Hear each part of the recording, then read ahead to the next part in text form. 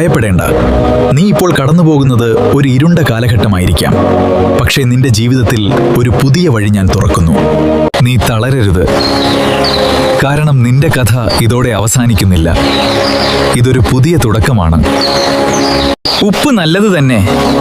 ഉപ്പ് കാരമില്ലാതെ പോയാൽ എന്തൊന്നുകൊണ്ടു അതിനു രസം വരുത്തും? ഗുണമില്ലാത്ത ഉപ്പിനെ നിലത്തിനും വളത്തിനും കൊള്ളുന്നതല്ല, അതിനെ പുറത്തു കളയും. കേൾപ്പാൻ ചെവിയുള്ളവൻ കേൾക്കട്ടെ. നിന്റെ ദൈവമായ കർത്താവിനെ നീ പൂർണ്ണ ഹൃദയത്തോടും പൂർണ്ണ ആത്മാവോടും പൂർണ്ണ ശക്തിയോടും പൂർണ്ണ മനസ്സോടും കൂടെ സ്നേഹിക്കണം. കൂട്ടുകാരനെ നിന്നെപ്പോലെ തന്നെ സ്നേഹിക്കണം എന്നാകുന്നു എൻ്റെ കൽപ്പന.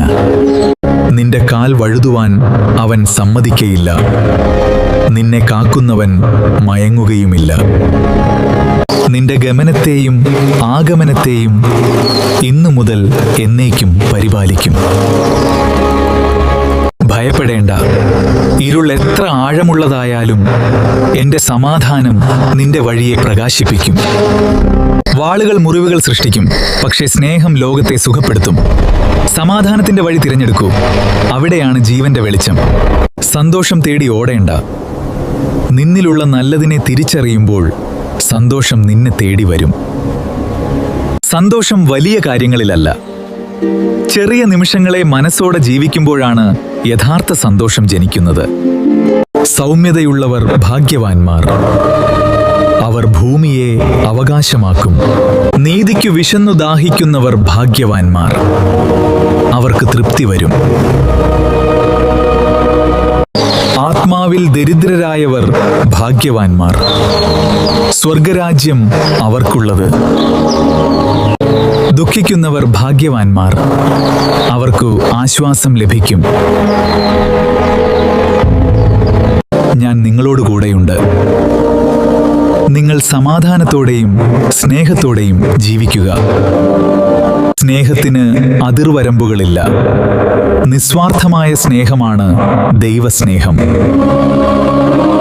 ഇരുട്ടിലിരിക്കുന്ന ജനം വലിയൊരു വെളിച്ചം കണ്ടു. മരണത്തിന്റെ ദേശത്തിലും നിഴലിലും ഇരിക്കുന്നവർക്കു പ്രകാശമുദിച്ചു. സ്വർഗരാജ്യം സമീപിച്ചിരിക്കയാൽ മാനസാന്തരപ്പെടുവിൻ. എന്റെ പിന്നാലെ വരുവിൻ.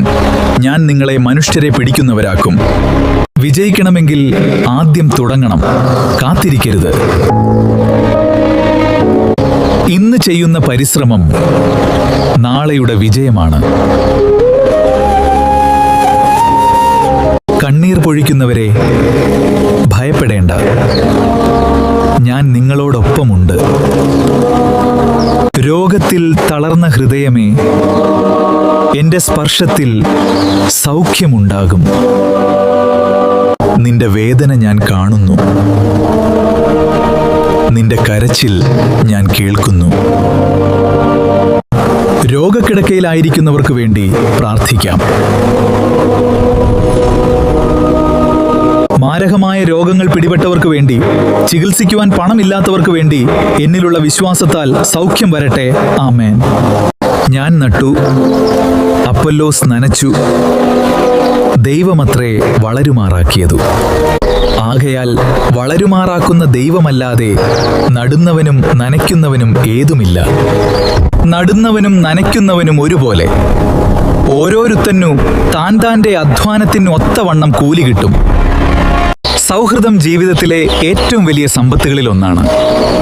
നമ്മൾ വീഴുമ്പോൾ കൈപിടിച്ചുയർത്തുന്നവരാണ് യഥാർത്ഥ സുഹൃത്തുക്കൾ. ഒരു സുഹൃത്തുണ്ടെങ്കിൽ ജീവിതത്തിലെ പകുതി പ്രശ്നങ്ങൾ പോലും ചെറുതായി തോന്നും.